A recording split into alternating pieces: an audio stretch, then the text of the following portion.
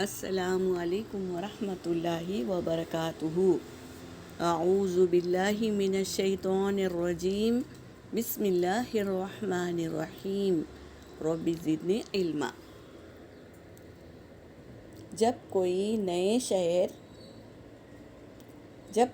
نئے شہر یا گاؤں یا نئے مکان میں جائے تو 3 مرتبہ سورہ بنی اسرائیل آیت نمبر 80 کو پڑھ لے۔ انشاءاللہ اللہ کسی قسم کی تکلیف اور رنج نہ پہنچائے گا اور ہر قسم کی عزت حاصل ہوگی۔ کیا ہے وہ دعا؟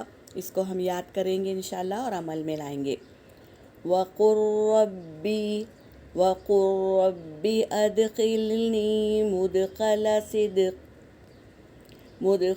صِدْقٍ وَأَخْرِجْنِي مُخْرَجَ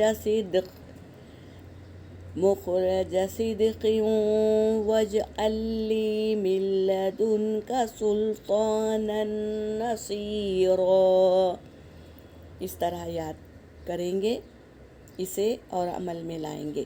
جب بھی انشاءاللہ کہیں نئے شہر میں جائیں تو پڑھیں گے، نئے مکان میں جائیں تو پڑھیں گے، اور نئی کوئی بھی چیز نہیں ہو تو ہم یہ دعا ضرور پڑھ لیں گے، ٹھیک ہے؟